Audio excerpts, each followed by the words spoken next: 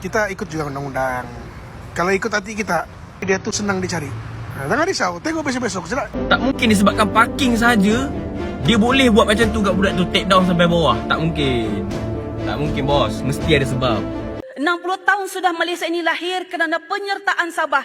Apa? Sabah ini tidak diktirafkah? Sebelum menonton videonya, pastikan Anda sudah menekan tombol like dan subscribe. Halo geng, assalamualaikum warahmatullahi wabarakatuh. Berjumpa kembali dengan saya Zainal Satori.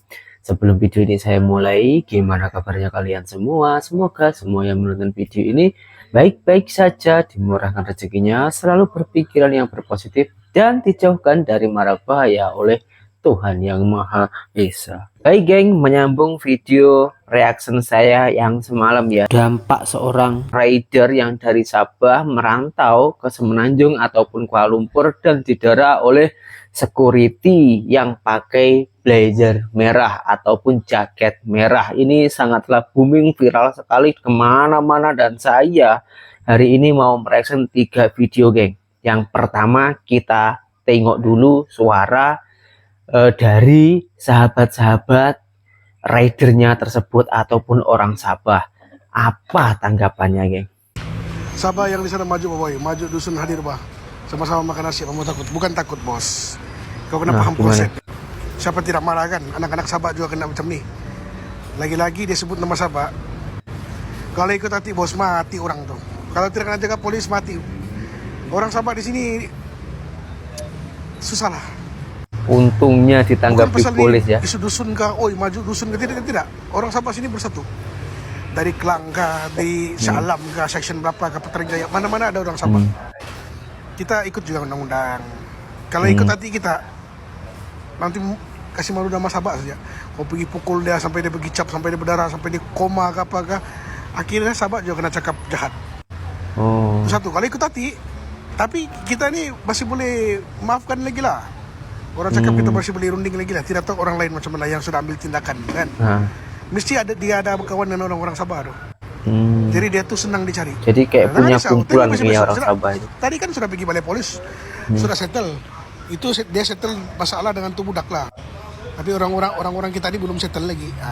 Sekejap dia kena kutip tu oleh orang Sabah. Dia tidak boleh, dia tidak bebas jalan-jalan. Kau percaya cakap saya? Dia tidak akan bebas berjalan-jalan pergi mall, jalan pergi kedai mama. Dendam ceritanya ya. Silap-silap dia naik Kelang lagi ya. Kelang itu rata-rata orang Sabah ada semua itu. Silap-silap, tidak tahulah. Kita tidak minta-minta lah. Kalau saya cakap lebih-lebih nanti saya pula yang kena. Ini batu api lah apa. Tapi kita tunggu sih ya. Bukan kita tidak mau nih. Bukan takut sedikit nanti dah. Kalau mau one by one boleh, termasalah. Siapa yang nih? Banyak seorang mau over diri mau one by one sama dia. Baru gentle kan one by one. Cari yang lawan kau same size. Itu kau lock budak begitu baru susah. Panas aku. Tapi kita kena sabar. Kita kena jaga nama Sabah juga. Iya betul. Tidak boleh kita jangan gaduh-gaduh bang. Pukul sembarangan kau pukul saya. Lasas kita yang ke dalam bos. Viral kita. Malu nanti keluarga kita. Kan? Itu saya lah. Sabar saya. Tengok-tengok besok apa yang akan jadi. Oke? Shalom. Salam. Nasib baik ya geng, itu cepat ditangani oleh pihak polisi dan itu pun sudah disettle. Kalau tidak, waduh, ini pemuda-pemuda dari Sabah ini akan berencana untuk mencari security yang pakai buzzer atau pencap yang pakai baju merah tadi ya. Nah ini di video selanjutnya geng, ini dia tidak memilih atau tidak membela salah satu pihak. Ini ada salah satu seorang security juga. Mungkin bisa jadi beliau ini sahabat ataupun kawannya security yang pakai baju merah tersebut. Dan dia menjemahkan atau menjelaskan tentang hal tersebut. Jom kita tengok videonya dulu deh. Assalamualaikum guys. Waalaikumsalam. Cerita sikit orang tahu yang pasal kes blazer merah dan juga abang rider Lala Move. Okay, first kali kita nak kupas pada brother blazer merah lah. Okay, aku tak backup mana-mana. Aku tak ada cakap aku neutral juga. Cuma aku nak buka satu-satu. First kali pasal video. Video tak complete. Okay, video kita tak nampak daripada awal kejadian sampai akhir. Kita tak ada. Yang kita ada dah start pertengahan, betul? Kita ada start pertengahan sampailah pertama yang gaduh-gaduh itu saja. Macam mana, okay? So kat sini geng, kita tak tahu situasi yang sebenar brother-brother berdua tu tengah hadap dan kakak-kakak tu hadap. Kita tak tahu. Yang Ya kita sih, tahu benar kakak tu juga ya. cakap kan I dah cakap benda ni I tanggung sekian. Itu yang dia cakap yang kita tahu. Okay. Kedua, brother tu brother Blazer tu henyak brother tu sampai tak bergerak. Okay, walaupun dah ramai orang keliling, kau still tak nak lepas dia. Tu dua. Okay, benda tu bagi aku tak perlu kot. Kalau dah tahu dah ramai orang and kau punya backup pun dah sampai, tak perlu kot kau nak henyak dia lagi. Benda tu. Okay. And lagi satu, budak tu kecil je kot. Ya, Badan betul. dia kecil, kau badan kau besar Kecil. kot. Kecil henyak pendek dia, lagi. kau grip dia, dah angkat dia, settle. Bawa terus pergi balai kau ataupun pergi tempat pusat tahanan kau. Supaya apa, tak menjadi isu macam ni lah. Orang rekod kau. Kerja kau tu dah orang tahu dah. Kau buat macam ni, kau buat macam tu, macam ni. Sedangkan kau tak perlu pun macam tu. Okay. Yang ketiga, video tu, kau tahu kan video tu tak full. So kita tak tahu pun situasi awal tu apa. Kita tak tahu pun apa yang terjadi pada mulanya. Dan kenapa brother Blazer Merah tu bertindak sedemikian. Kau boleh fikir tak benda tu? Kau kerja sebagai keselamatan, adakah dia bertindak melulu macam tu? Tanpa sebab. Dan nak kata sebab dia parking kat situ je, tak mungkin. Tak mungkin ya. Tak mungkin kau kerja dekat apa, kau kerja sebagai keselamatan security ataupun kau senang cerita kau pangkat besar. Sebab dia aku nampak dia pakai blazer. So blazer ni biasanya orang-orang yang dah ada kelulusan, ada pelepasan. Okey. Tak mungkin disebabkan parking saja dia boleh buat macam tu kat budak tu, take down sampai bawah. Tak mungkin. Kecuali kalau ada dendam. Tak mungkin bos, mesti ada sebab. Mesti ada sebab kenapa dia buat macam tu.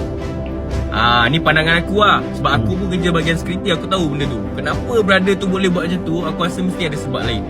Dan keempat, video macam dekat video tu dia ada cakap yang macam ibaratnya macam rider tu dah provoke dekat si security ni banyak kali, membuatkan yang dia sampai kena turun. Itu yang aku tahu. Dan lagi satu, kalau security baju putih dengan security blazer ataupun baju hitam ni lain tau guys. Dia tak sama. Yang pakai blazer ataupun baju hitam ni, dia ni eksklusif. Eksklusif ni maknanya orang-orang yang bukan calang-calang. Maksudnya orang yang dah dipilih lah maksudnya. So kalau yang baju putih tak boleh hadap, dia akan panggil backup daripada blazer-blazer ni lah, ataupun baju hitam datang tu backup. So sampaikan dia datang backup dan take down tu maknanya dah kes yang patut bertindak lah. And then dia pun cakap yang rider tu dah buat macam cubaan provoke lah dekat security baju putih tu. Dan lagi satu kakak yang keempat. Okay, cerita tu dah settle Satu hingga tiga tu dah settle. Yang keempat, kakak tu cakap apa? Kan I dah kata apa, I tanggung. Semuanya I tanggung. Kalau apa-apa jadi I tanggung. Itu kau cakap. Faham tak? Itu kau cakap sebab kejadian macam tu je. Itu kau cakap. Katakanlah rider tu datang bawa bom, engkau kena bom, engkau nak tanggung? Kau dah mati dah ni, kau nak tanggung apa? Kau fikir tak benda tu? Sebab tu kita ni buat satu benda tu, jangan rasa macam engkau je betul. Faham tak? Kena fikir sekeliling juga. Apa skop dia, kenapa tak dilepaskan? Walaupun benda tu remeh sebenarnya. Brother hantar Grab, hanya hantar makanan. Kita tahu benda tu, tapi kita tak tahu di sebaliknya. That's why kita ni kena berjaga-jaga. Bukan semua benda nak kena ambil mudah guys. Okay, sampai kat situ dapat. Okay. Ambil kau, melayan aku 4 minit. Karena di videonya itu waktu didera itu yang pakai baju merah itu berbicara kenapa nada kau macam lain, bahasanya macam lain. Itu kan seakan-akan Sabah itu diasingkan. Sementara Malaysia ini sudah 60 tahun merdeka. Patutnya tidak membeda-bedakan antara Sabah, Sarawak ataupun Semenanjung dan lain-lainnya. Nah, video ini juga viral sekali, akhirnya naik mahkamah, geng. Dan video itu ada baiknya juga ya, akan dibagi ratakan. Ada seorang perempuan itu yang berani, yang gentleman membahas tentang itu. Tentunya penasaran apa pembahasannya? Cuma langsung kita simak videonya. 60 tahun sudah Malaysia ini lahir kerana penyertaan Sabah. Apa Sabah ini tidak diktirafkah? Bismillahirrahmanirrahim. Datuk Pengerusi, T12 butiran 010600 pemberian khas tahunan Sabah. Walaupun butiran ini tidak termasuk di dalam list, namun butiran pemberian khas tahunan Sabah ini penting. Saya ingin menyentuh mengenai pemberian khas interim untuk Sabah yang ditingkatkan daripada 125.6 juta kepada 300 juta ringgit. Saya lihat di dalam butiran belanjawan 2024 memang betul berlaku peningkatan kepada 300 juta. Namun terdapat dua persoalan. Pertama, bilakah ianya akan dibentangkan di parlimen seperti yang berlaku pada tahun 2022? Kedua, adakah ia di dalam warta baharu nanti perkataan interim akan dinyatakan? Dan saya masih menunggu-nunggu jawapan daripada Kementerian Keuangan tentang jawapan yang berhormat Timbalan Menteri berkenaan hasil cukai bersih yang dikutip di Sabah ke Persekutuan ketika perbahasan RUU LHDN tempoh hari, iaitu adakah ianya berdasarkan artikel 112C jadual ke-10 Perlembagaan Persekutuan. Butiran 020300 belanjawan negara. Daripada dua belanjawan yang lalu termasuk belanjawan 2024 ini, saya telah menggesa agar kerajaan membutirkan pada belanjawan lalu, iaitu membutirkan perbelanjaan untuk Sabah dan Sarawak dengan lebih jelas di dalam anggaran perbelanjaan persekutuan.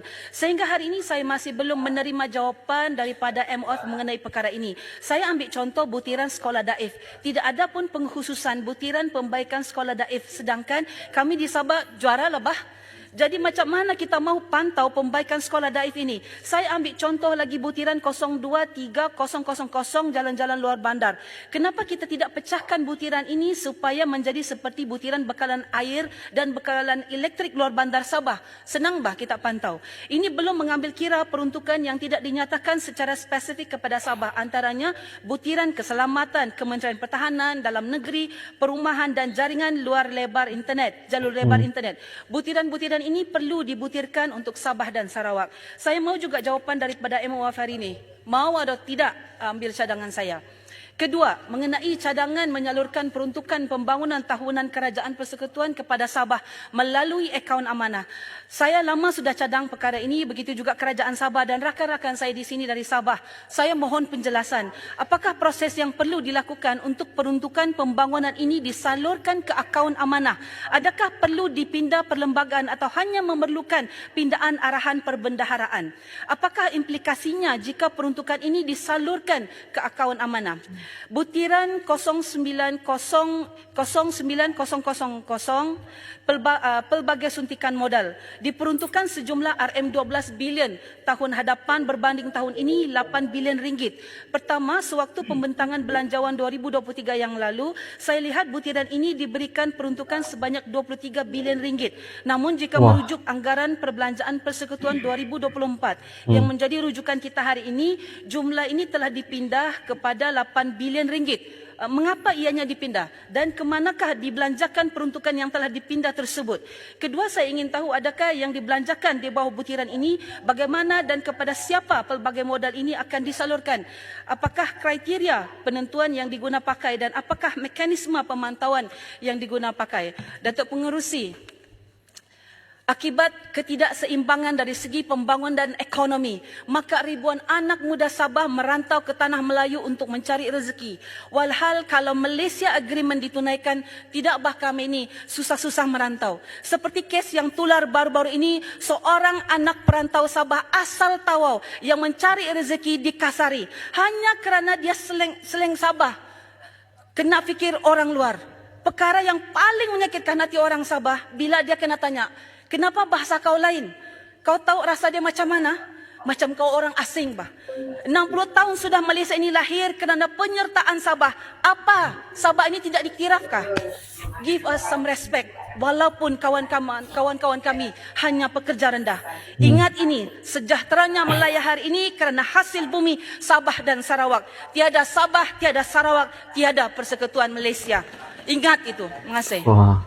Usulan dari kakaknya tadi itu memang top, geng, mantul. Kenapa saya bilang top, mantap?